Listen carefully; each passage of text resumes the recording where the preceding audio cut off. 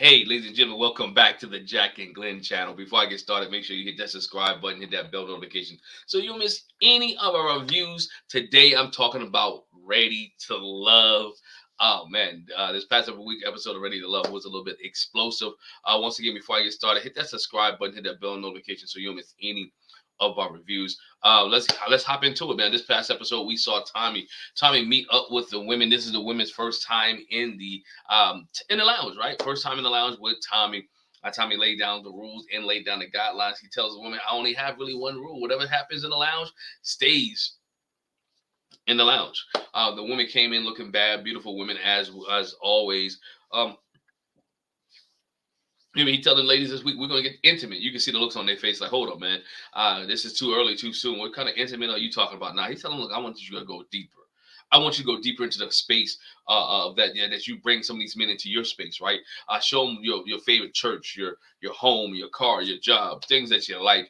We need you to go deeper and get intimate in this relationship, and they got the power to eliminate this week. So guess what? If it's up to you. Hey, you get to eliminate the men this week, right? Which guy is going home at your hands? But he said before I do that, I want to introduce you guys to somebody else because he said, we had a guy who didn't show up.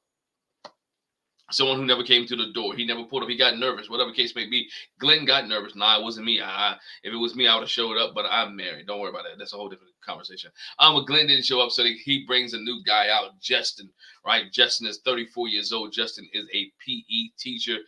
Justin is ready to meet with the ladies. And the ladies, when he pulls up and when he comes in, they're excited about Justin, right? They say, like, oh my goodness, look at Justin. It is fresh fish, new blood that they get to look at.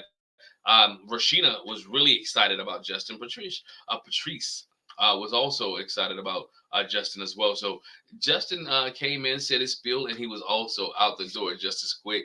And they have some excitement going on because there's a new man in town, and some of the women want they stick their I can say forks. Some of the new women, some of the women want to introduce themselves to Justin and get to know him just a little bit better. After we see that, we see a date that is set up by Alexa. Again, letting people in, letting them see your side, what you like to do. If you knew from Alexis from the previous episode, she's really into basketball. She's a basketball official. Some things that she do on the side. So she invites Rashana, William, and Lamar to come and just shoot some hoops and relax a little bit.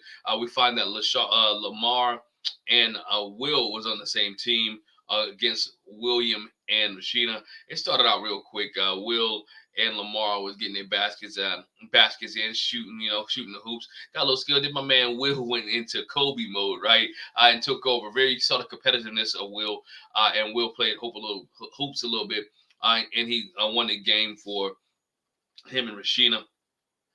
So then you see the break off, right? You see Rashina sit down and talk to Will and Lamar. Man, she misspoke one time. She said my relationships only usually involve three people, but she really meant her relationships only last about 3 years. Lamar took it to another level again with the threesome content or the threesome comments. Again, he's taking. They had a good conversation. It was joking back and forth, but at the end, she says, "Look, this is not the type of people that I want to deal with. I don't want to deal with Will or Lamar. I'm not attracted to them.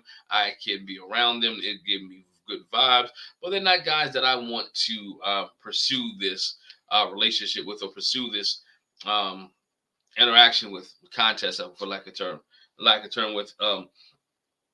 She's not attracted to them at all, and she moves on. We see William and Alexis having a deep conversation. William actually, talks about Alexis asks a question about what was the most significant thing in the relationship, and Will was like, "Yo, my significant thing was I was married.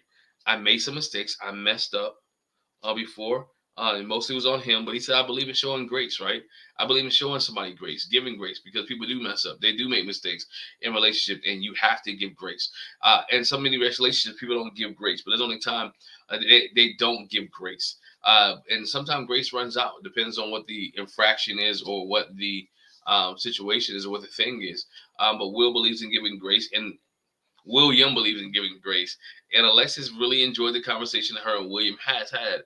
Seemed like a fresh air from the other guys. It wasn't sexual. It was deep down to earth. It was something they could communicate on, and she enjoyed the conversation that she was having with William. Then she meets, and then she sits down with Will and Lamar and starts talking about intimacy, right? What does intimacy means to them? How does intimacy interact and deal with their relationships and be involved in relationships? And we see William talk about intimacy being with God, starting a relationship with God, having a relationship with the Heavenly Father, and he wished the person that he's dealing with also have that type of relationship, and the intimacy could be there. Then you know what Lamar was going to talk about intimacy, right? He went straight to sex. Intimacy for him is kissing a person. Intimacy is for him giving her text messages and asking her what color drawers she got on, doing those type of things in the morning time so he can kind of work himself up or work her up to the afternoon. um, you know, being aggressive a little bit, right? Being aggressive in the relationship. None of the things that she was asking for, Alexa said, look, that was fun. Lamar took it to another level. He's all, and that is not somebody that she wants to deal with, but she did engage in the conversation with Will, and it seemed like a fresh air for her. And she liked Will conversations that much better. She enjoyed the conversations that her and Will had over the relationship, the conversations her and Lamar had. And then we go on to see Rashina going out with Justin, and Justin has his dog. Man, I've never seen this too many times. The guy has the dog leash wrapped around his waist. I guess he can control it better from there. But he has a dog named Riley, who is a female, and Rashina has a dog. Can't remember the dog's name, but she has a male dog, right? Um, and Riley was getting into the way of what was going on between Justin and Rashina. Finally calms down, and Justin and Rashina can really have a good conversation. They can really converse about what's going on in their life. And Justin says this. He says, "Look, um, he talks about he's being 34 years old. He doesn't have any kids, and what sparked the conversation or the comment by Rashina, does he want kids?" And Justin said he's really has come to the grips that or made peace with the fact that he may not ever have kids, but he's okay with that. And if his woman wants kids, then he's willing to oblige, but he's okay with that, right? And I guess from his being a PE teacher, being around kids all day long, he can figure say, you know what, I see kids on a regular basis, right? I deal with kids every single day, so if I don't have my own, it's not like that. I'm not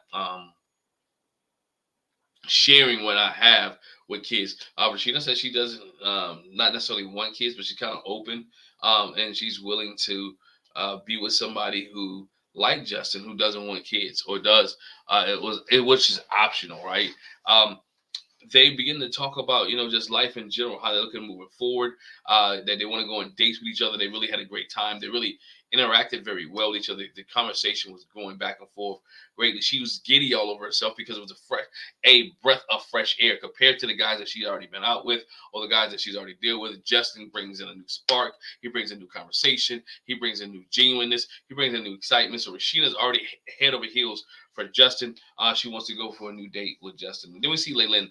Um, she want to meet up with Tommy, right? She talks to Tommy, and Tommy says it's a little too early to meet with me. What's going on? And she tells him like I have some personal things going on that kind of came up out of nowhere, and I'm just trying to get myself together because I want this to be a trust. I want to trust the process. I don't want to lead the process, but I want this to be in a good vein where I can give my all to the process. And because of this personal issue that's going on in my family, I can't do it right now. So Tommy gives her the week off, right? Tommy said, look, I want you to do me a favor. Hey, take the week off, get yourself together, get your family together, get your personal issues together, and then we can move on. All right. So they had a great conversation there. Move on. Then we see Chaz opens up his home, right? Chaz opens up his home. Opens his house up. He invites Vanessa. He invites Patrice. He invites Koshia, and he invites Alonzo to his house. As they getting ready, you see Koshia. Alonzo pulls Koshia off to the side. If you know anything about what happened between those two last week, they had a heated discussion about Alonzo bringing up the conversation or bringing up discussion about choking and spanking during sex, and she thought the conversation went too sexual for her, and that he was taking something that was good, and the questions went too far. And plus, she also had to tell Alonzo, look, you're still going to be there. We're not going to eliminate you, and all that. But Alonzo had to tell her that she wasn't getting eliminated, but she was going to stick around and that she was ready to love. And so they went back and forth because she was like, look, I apologize. I accept your apology. I give people grace. I give people a second, believe in giving people a second chance. Remember that. I do give people grace, and I believe in giving people a second chance. And you know what? I'm gonna give you a second chance, and let's move forward. Let's move on. Let's see what we can do to work this thing out together. And we're gonna be moving on in the process. Then we get another knock on the door. It's my man Justin, right? Justin comes up in my man chat, comes up in Chaz's house, and Chaz like, yo, who are you and what are you doing here? Basically. Um, Patrice said she invited Justin, right, to Chaz's house. And production actor like, you invited Justin? She's like, yeah, I invited Justin. Now y'all know she wrong. You don't invite somebody to another person's house without giving them the heads up. Like, hey, by the way, I cannot bring a +1. By the way, I got my cousin with me. Is it okay for him to come over? I just been taught the right way. Let me know if y'all in the comment section below. Do y'all guys do that? Like, if you're going to somebody's house, do you invite somebody else or do you get permission to bring somebody else? I get permission to bring somebody else, man. I don't know what people's relationships are. I don't know what their dynamics are. I don't know if they get along. They know people. So if you invite me, I'm the only one coming, right? Unless you say, hey man, bring your family over or bring your wife.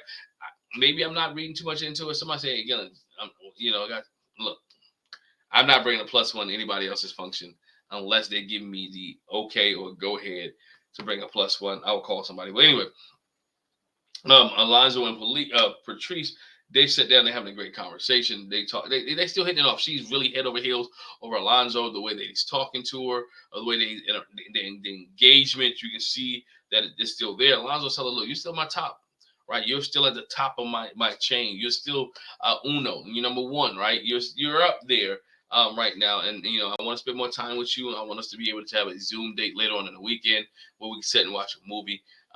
So he's telling her all the right things, and he's really passionate about her. And she's like, yo, Alonzo is my guy. Maybe because of the way they skate, maybe the conversation they have that we don't see on camera. But she is head over heels Alonzo, and she's really feeling him. Vanessa and Chaz, let me get there. Yeah, Vanessa and Chaz are everybody else leaves. They play a little game of dominoes. Justin comes in. They play dominoes a little bit. They talk about how he's from Mississippi. Chaz felt a little intimidated by Bruh because Patrice was over him a little bit. Justin leads like most do, with a little bit of status. My father was the mayor of whatever town, Winsville, whatever case may be. Chaz was like, why you got to lean with that? Knowing, okay, you guys are jockeying for position here. Alpha dog, see another alpha dog. Let's see how we can, let's see who can compete the furthest, right? Let's move on. It's just a little male competition, which didn't get heated, but they can feel the tension. But again, I blame Patrice for inviting somebody else to another dude's house without permission. So you're gonna have some kind of tension there, because I feel like if it wasn't for the show, Chaz wouldn't have let him in. Like, who are you? But no, we move on. Lamar meets up with Maya. Maya's on her photo shoot, doing her thing for her waist trainer design and her for working out. The conversation goes to where Lamar wants to take it to. Right, Lamar controls the conversation, and he takes the conversation to dealing with sex. Right. Talk about intimacy. Lamar takes the conversation to sex. He talks about how he likes kissing, how he looked at her lips. He would like to kiss her. He ended up eventually getting to the point like, what did you lose your virginity on your on prom night? He was like, nah. She was like, nah, she he didn't answer it, but avoided it at the same time. She tried to get Lamar to be more vulnerable, but Lamar's not trying to be vulnerable. Lamar wants to talk about sex, and his thing is like, we're grown. Let's have this conversation. This is what I want to change the narrative to. I don't care what nobody else says. I'm going to change the narrative in every situation. We're going to change it to sex. This is what I like to talk about. This is what I like to engage in. These are people I like to engage in. If you're not talking about sex in my relationship, I really don't want to deal with you. And that's what I get from Lamar. This is just my interpretation. She was turned off by him in the conversations, in the comments, and though she's like, hey, you know what? Let me get back to work. This date is kind of over. And Lamar was like, he felt that it was off a little bit. He felt that. But again, he's doing it to himself. I think people like him attractive. They physically like him. But when he begins to talk and begin to discuss the things, or come to have a conversation, he can't get deeper. There's no deep conversation. There's no philosophical comment. There's nothing that will make you say, hey, by the way, I need you to stay. He's just talking about sex. Was nothing that else has been there. I think they enjoy his funniness, but they don't enjoy the women don't enjoy the conversation that's going on. All right. Then we see Maya invite LaRon, Mika, and Jonathan out to one of her favorite spots, right? A restaurant that she wants to go to. Um, they show up, and then Maya asks, "Hey, what is the last relationship that you've been in?" Jonathan talks about his last relationship would be in 2020. Um, LaRon mentioned he had a relationship early in September. Mika never did heard Mika's conversation or her discussion about the relationship she was in, but she understands. Then she gets the light bulb that Jonathan Maya says, "Oh, that was with your baby mother or with your wife." And Jonathan was like, "Yeah, that was with my wife." Mika's like, "Well, I didn't know you was married." And I'm sitting here like, and I'm sitting there scratching my like, didn't they mention that? Like somebody mentioned that in the game or mentioned that Jonathan was married in a mixer that y'all discussed the situation, but maybe not. He never said his baby mama. She was the one who said baby mama. He said my children, my kid's mother, and he never identified that the kid's mother was his ex-wife. So that I can see Mika's confusion where she thought he had two separate women, but I also can see where you know what. This dude said he hadn't had a relationship in 2022. His kids are XYZ. Maybe that is his wife that he's with. It could go either way, tomato or tomato. But it was one of those things where you sat there and looked like this is what we're talking about. So he was really open with her when they had day one and one on one. He was saying, "Look, I didn't mean to lead you on per se. This is who my baby mom. I want to be open and transparent. I have a mother. Mother of my children is my ex-wife. We have a decent relationship with more. And I'm telling you what was cut out, right? What I believe was cut out, and she still hung on the fact that he didn't intentionally lead with that, or he didn't bring that up. And can't remember. Mika brought it up with her that she had two kids. Mika brought it up that she was married. But she's expecting him to do the same thing she did, which is fair. Should he have said something? If the conversation when they get involved get that deep. Jonathan was like, I didn't want to bring it up because it wasn't that deep yet because I understand how people feel. But I think with his case, there's sometimes you have to address the issue head on. Got to address the issue first because if you address it first, then you get the narrative out there. You get the story. Instead of people having to figure it out and try to find it out, now you be in the situation with Mika where she thinks he's hiding things from her. And this is where Mika says, you know what? I don't want to deal with anybody who I feel that's hiding something. She didn't want to deal with Jonathan for the rest of the night, all because of this marriage situation. Then we see LaRon and Maya. Maya sitting there eating. She says she really likes to eat. That's why she works out every day. Right up LaRon's alley because LaRon likes to eat too. My man killed that catfish. He killed that fish the other week. But nonetheless, they have a conversation. One thing LaRon said that was interesting to me when he first came in, he said, look, Coach, she is my girl. I don't think anybody else can match up to her or take her off the game. And I'm sitting here like, bruh, I think Maya might be that girl. After I seen that conversation, their interaction, they were dealing with each other, the things that they believe are the same. They both believe they can be a power couple. They're looking for a spouse to be able to work with them and galvanize into their businesses and to be able to move forward, to put their money together, right? Like he said, if I'm good by myself, you're good by yourself. Why can't we put this together and we both be good? We be good. We be good, right? Where 1 + 1 does equal 2, and 2 × 2 does equal 4. So if you take what you have and I take what I have, and we should be able to manage much greater. And so they look at being a power couple. He does say he wants to go out on another date with her, and he wants to continue the process with LaRon, with Maya if she gets an opportunity. Maya says LaRon is like husband material.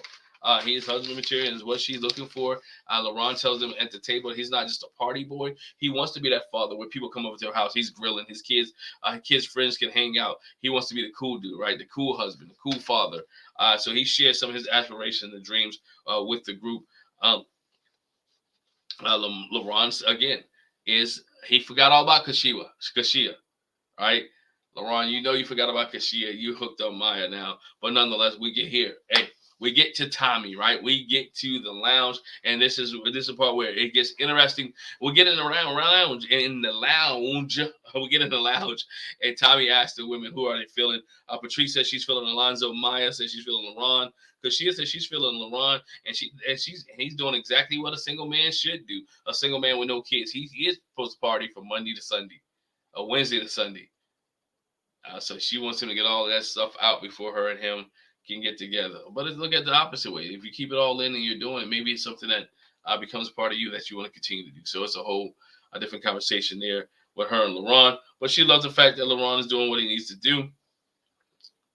Rashina is feeling Justin. She's like, this date with Justin got her mind all, I ain't gonna say twisted, but got her mind right, right? Got her mind right with Justin. Then you see Alexis. Alexis is feeling Will. Mika is feeling Dominique. We didn't see Dominique in this episode, but Mika is feeling Dominique. And of course, Vanessa is feeling her friend, her boo, her comrade, Chaz, right? Tommy said, this is maybe where it's gonna get interesting because we're gonna talk about the guys that you're not feeling, who you want to be able to ease on down the road to move. Mika says, Jonathan, she wasn't feeling Jonathan because of the fact that he wasn't transparent and upfront about him being previously married.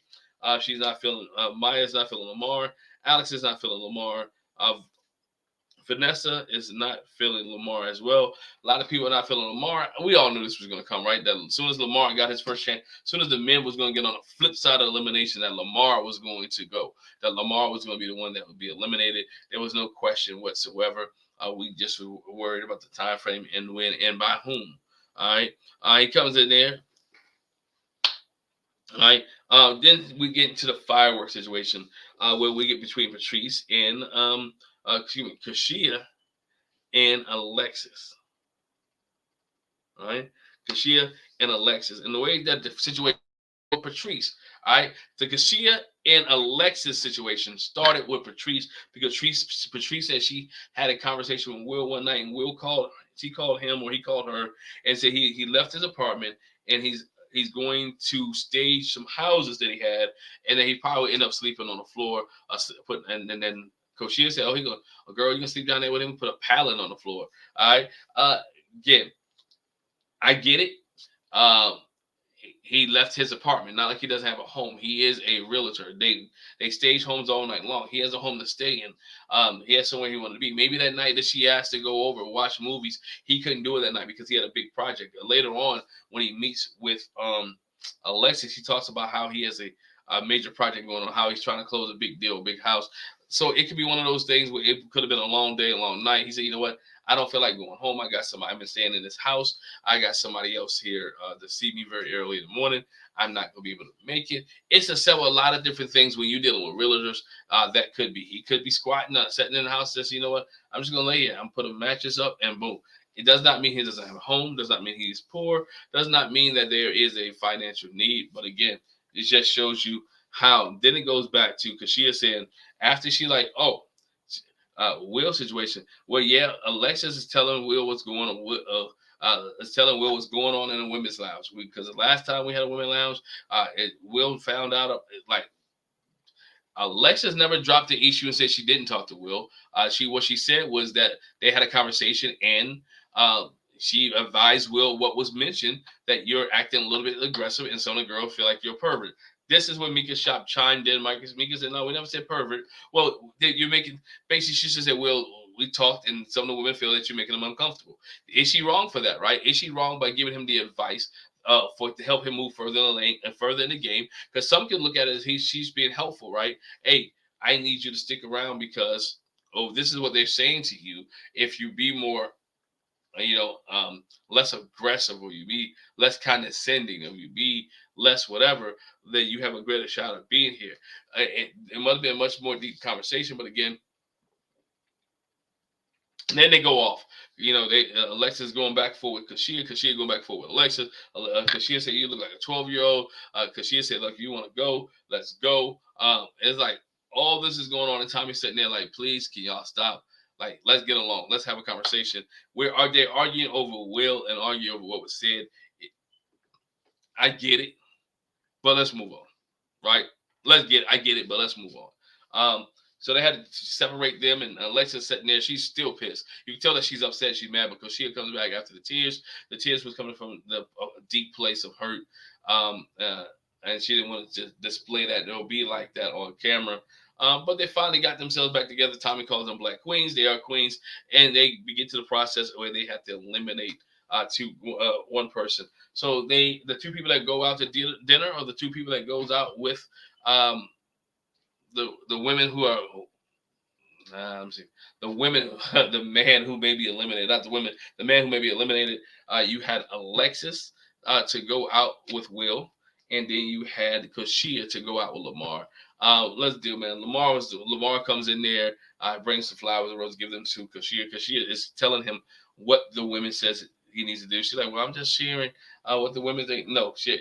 It was bad. It wasn't a worse elimination I've seen, but he wasn't feeling it. He wants to like, what you mean? We're grown here. We're having grown folk conversation. I shouldn't say that. I'm doing like take some accountability for your actions. Take some accountability for what's going on. Read the room. The room is that no one wants to talk for you to talk to them sexually. They want to know your name. They want to have an engaging conversation. They want to talk to you with some dignity and respect. Hasn't done it. Don't think he is going to do it. Just want he's not willing to accept what she was dishing out. Just nonetheless, she told her, "Hey, we think you're not ready to love." And this is where she goes and talks to him, trying to explain to him. And he's like, "Yo, you could change that tone of voice. Don't talk to me like I'm a second grader. I need you to address it like it is, and be what you are. Don't try to be sweet about it. It hurts. I'm eliminated." That's basically what he was saying to Kashia, and she just gets up and dismissed. She doesn't want to. She's not confrontation. She did not want to confront Lamar and be confrontational with him. So she decided just to hop up and to leave out the situation. Will was told that he needed to work on some things. Will was told that he needs to be less aggressive. Will was also told by Alexis that it was brought up that he had slept on the floor. And Will said, nah, who, me? I don't sleep on the floor. He becomes defensive at this point. I think if he did sleep on the floor, it wasn't for the fact that he may have a home. He had some place or he had to do something for his business. Will is ready for war, right? He said this means war. And next time he sees him, he is upset. He wants to get after each and every woman. And you know he was upset because you see Alexis keeps telling him, hey, I chose you, though. I voted for you. She's trying to calm him down so he doesn't do anything irrational. But only time will tell. We'll see next week what happens. Will go off, right? Next week is the pajama jam, right? Pajama party. A lot of interesting things you see in the clips of the pajama party. Yeah, there's interesting things. It looks like Alexis does not want to be there. If just go back and check out the clip. But leave a comment in the comment section below. Once again, Lamar was eliminated. It was no surprise to anyone. Everyone knew that once the women got in charge, unless something drastic was turned around, that Lamar was going to be the first one eliminated. So once again, hit the subscribe button, hit that bell notification. Let me know what you thought of this episode of Ready to Love. We're going to dig into some other videos a little bit deeper later on. Again, Lamar video. I want to deal with Lamar. I want to deal with Alexis and Kashia. But hit the comment section. Hit the bell notification. Hit the bell so you don't miss any of our episodes. Once again, you've been listening to this. Hey, this is the Jack and Glenn channel. If you watched this far, you watched the first 28 minutes, right? You watched 28 minutes of this video and you're not subscribed to the channel, why not hit the button? Hit the button, hit the bell notification, and we'll catch you guys on the next review. Peace.